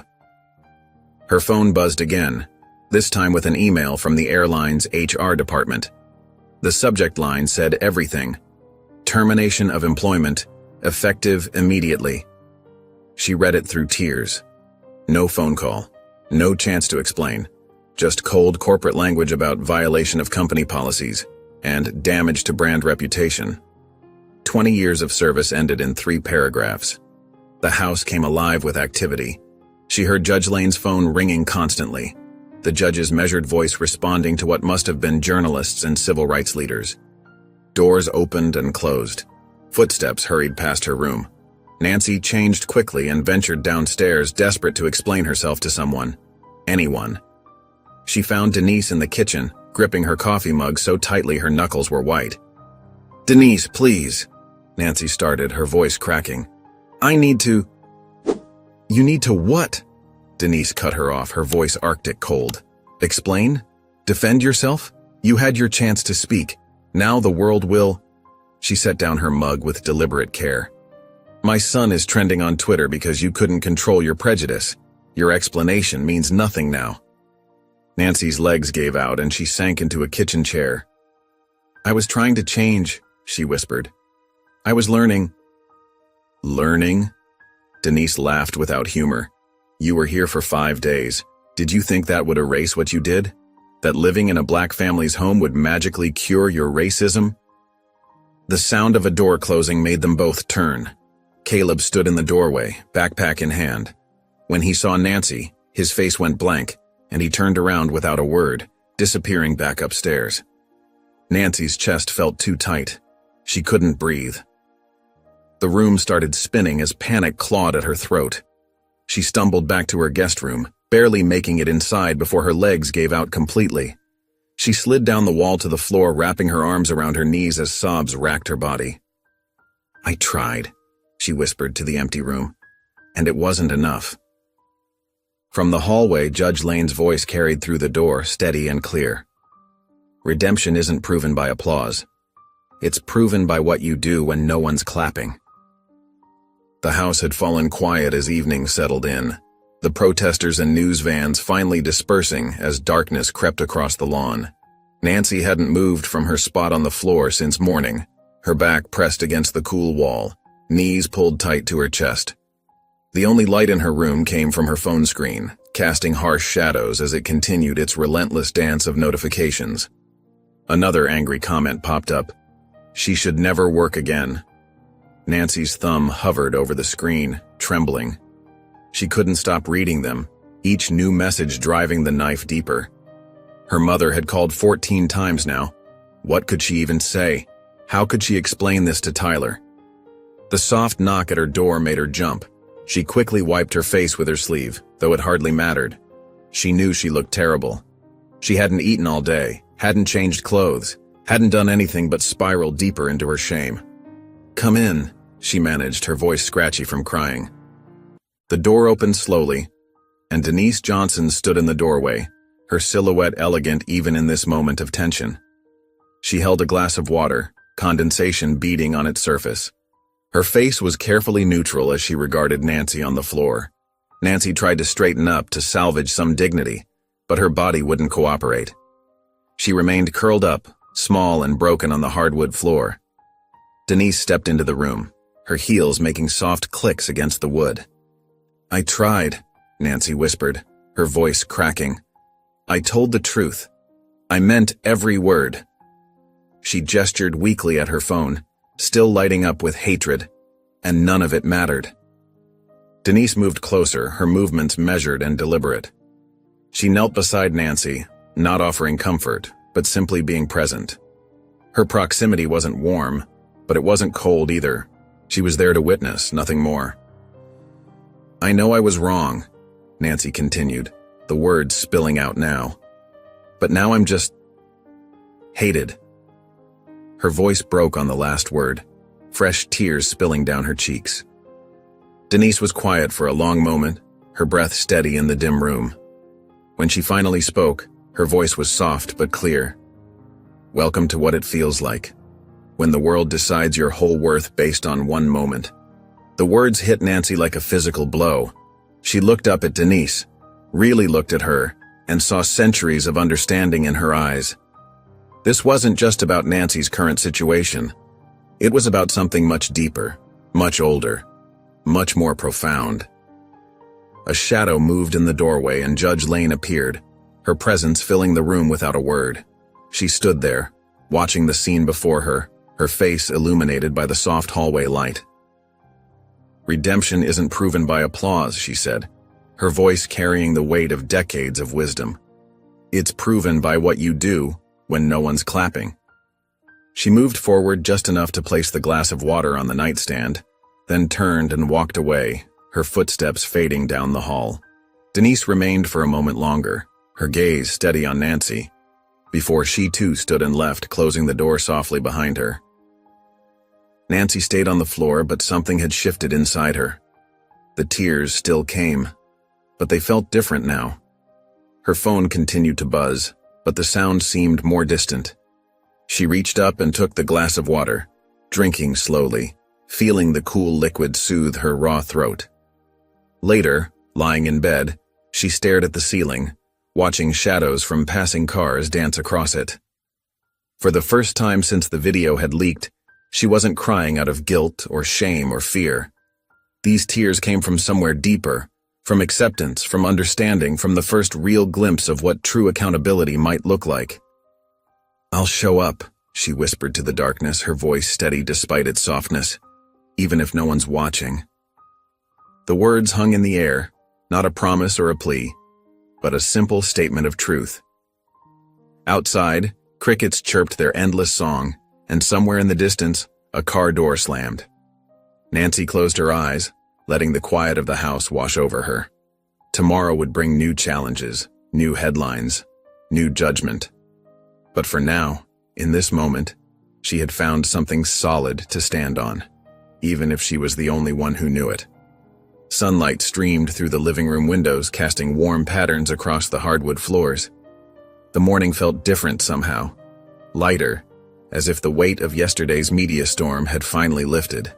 Judge Lane sat at the kitchen table, methodically sorting through the morning mail, her reading glasses perched on the bridge of her nose. A cream-colored envelope caught her attention. She opened it carefully, unfolding the letter inside. Her eyes scanned the contents before she called out, "Caleb, come here a moment, baby." Caleb appeared in the doorway, still in his Sunday morning clothes, pressed khakis and a light blue button-down.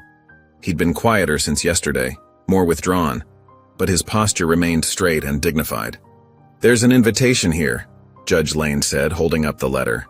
The Martin Luther King Jr. Middle School is hosting their annual youth literacy event next week. They'd like you to be their keynote speaker, to read your essay, Belonging. Caleb stepped forward, taking the letter in his hands. His eyes moved across the words slowly, deliberately. After a moment, he nodded silently. But there was a flicker of pride in his eyes that hadn't been there in days. Nancy stood in the hallway halfway between entering and retreating. She'd been doing that a lot lately, hovering on the edges of rooms, unsure of her place in this delicate ecosystem. Judge Lane noticed her hesitation and turned in her chair. "You don't have to hide anymore," Judge Lane said, her voice firm but not unkind. "You can stand beside the truth, even if it still hurts."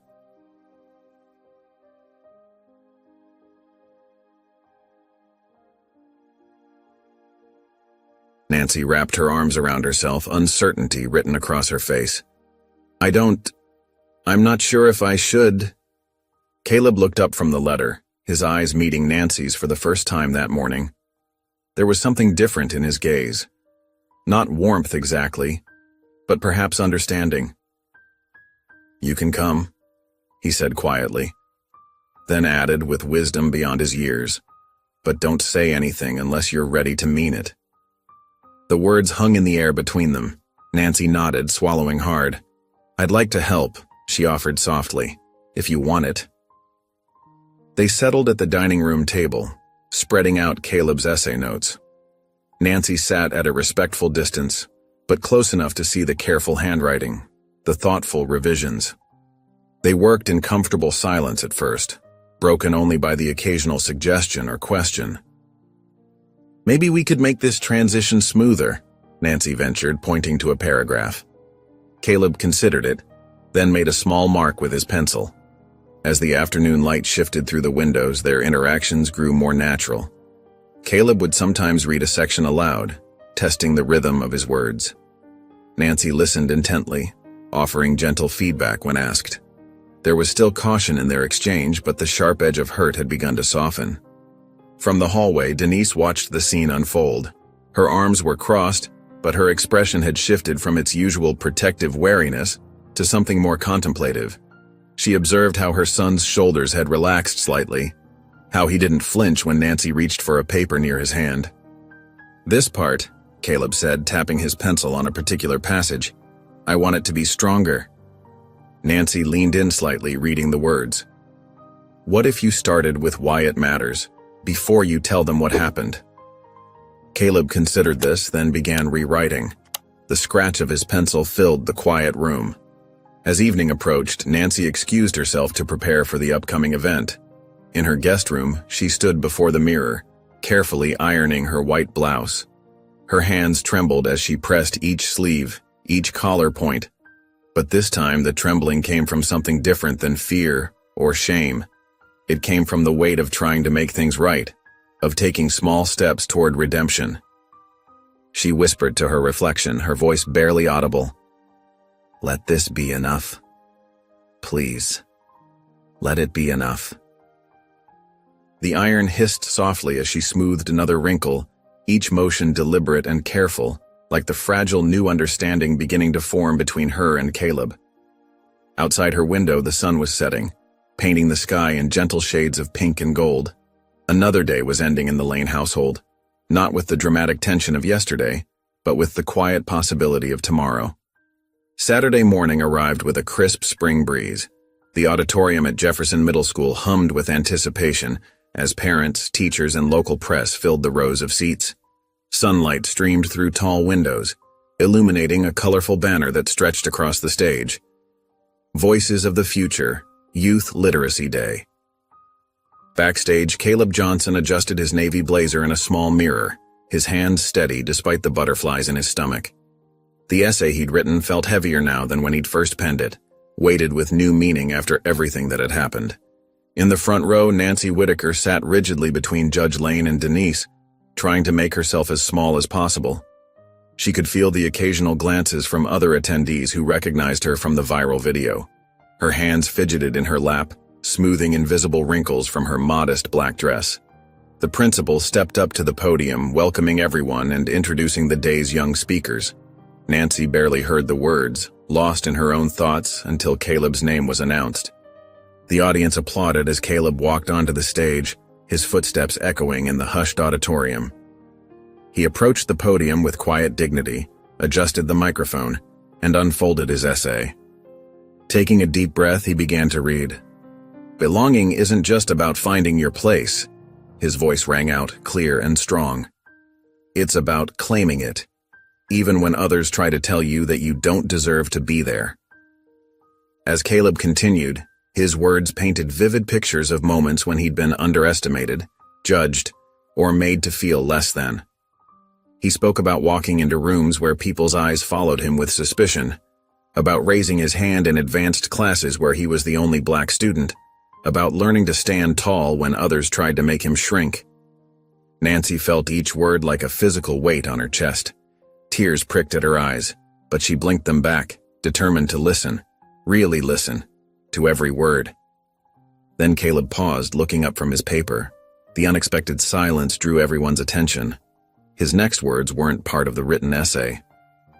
"There was a moment this year where I felt like I didn't belong anywhere, even though I'd earned my seat," he said, his voice softer but no less powerful. "But I also learned that people can change, if they really want to." His eyes found Nancy in the front row. She felt her heart stop.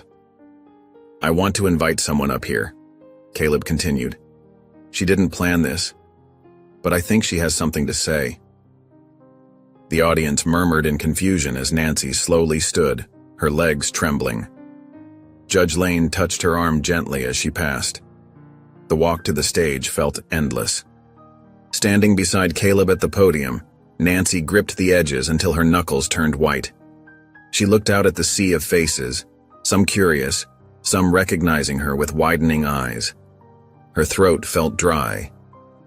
"My name is Nancy Whitaker," she began, her voice shaking, "and 2 weeks ago I did something unforgivable." The words started pouring out, raw, unscripted, and honest. She told them about that day on the plane, about her assumptions and prejudices, about striking a child who had done nothing wrong. She spoke about losing her son Eli to an overdose, about how grief had twisted into something ugly inside her, about how she'd projected that pain onto an innocent boy who only wanted to claim his rightfully earned seat. "The second worst day of my life was when I lost my son," she said, tears now flowing freely. "But the worst was the day I made your son feel like he didn't belong. If you'll let me, I want to spend the rest of my life making it right." The silence in the auditorium was absolute. Nancy could hear her own heart pounding. Then, somewhere in the back, someone began to clap. The sound spread slowly at first, then built into a wave. People began to stand. First a few, then dozens, then the entire audience. Through her tears, Nancy saw Judge Lane and Denise standing too. Denise's face remained composed, but there was something softer in her eyes now. Judge Lane nodded once, a slight smile on her lips. When the applause finally died down, Nancy and Caleb made their way backstage. They sat side by side on a bench in the quiet darkness, neither speaking for several long moments. The sounds of the continuing program drifted through the curtain. Finally, Caleb glanced at her and said simply, "It was enough." Nancy didn't respond. She didn't need to.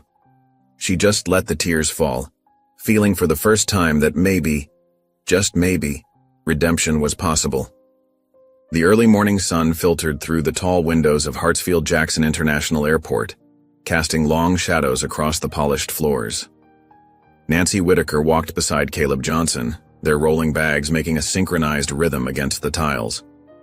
The bustling terminal felt different now, lighter somehow, as if the weight of their shared history had transformed into something unexpectedly beautiful. Caleb wore a crisp button-down shirt and khakis, looking every bit the poised young speaker he'd become. At 14 now, he carried himself with even more confidence than before, though his gentle nature remained unchanged. Nancy had traded her flight attendant uniform for a simple blazer and slacks, her face softer and more open than it had been 6 months ago. They approached Gate C-12, where travelers were already lining up for early boarding. Nancy reached into her bag and pulled out 2 first-class boarding passes, handing one to Caleb with a warm smile. "You didn't have to sit with me," Caleb said, his eyes twinkling with amusement. Nancy's response came easily, naturally. "I want to." The gate agent scanned their tickets and they made their way down the jet bridge together. Other passengers streamed around them, some doing double takes as recognition flickered across their faces. The viral video had faded from headlines months ago, but its ghost still lingered in certain spaces. As they stepped onto the plane, Nancy felt none of the defensive tension that had once driven her actions. Instead, she moved with quiet purpose, helping Caleb store his carry-on in the overhead bin before they settled into seats 3A and 3B. A young white girl, perhaps 7 or 8, tugged at her mother's sleeve across the aisle. "Isn't that the woman who hit that boy?" she whispered, loud enough to carry. Her mother looked up from her phone, studied Nancy and Caleb for a moment, then leaned down to respond softly. Maybe she was. But now, she's something else.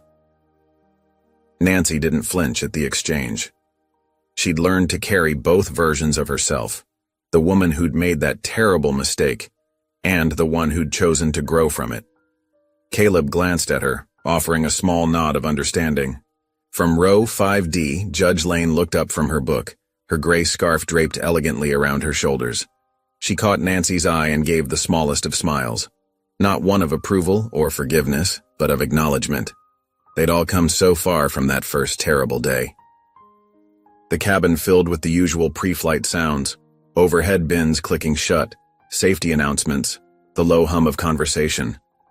But for Nancy and Caleb, it was different now. They weren't adversaries or even reluctant companions. They were friends, bound by something deeper than guilt or obligation. Caleb pulled out his speech notes for the youth summit in D.C., and Nancy leaned over to look. This wasn't the first time she'd helped him prepare for a presentation. Over the months, they'd developed a rhythm. He'd practice, she'd listen, and together they'd refine his message about belonging and transformation. "Want to run through it one more time?" Nancy asked, her voice carrying none of the condescension that had once colored her words.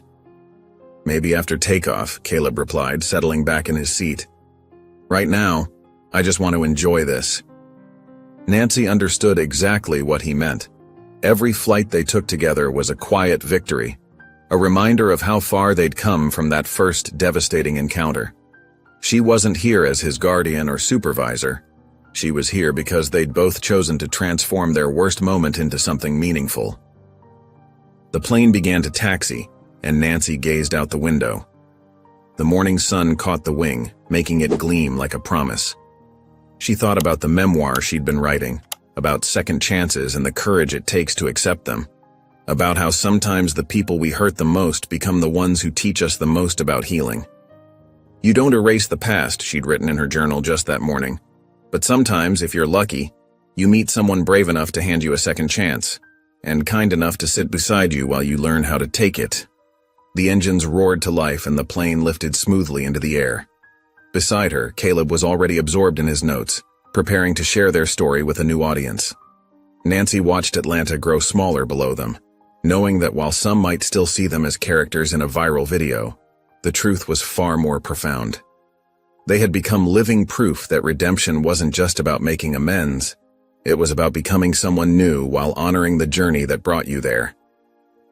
If you enjoyed the story of Caleb, I handpicked this next story that you will enjoy. Please don't miss this one.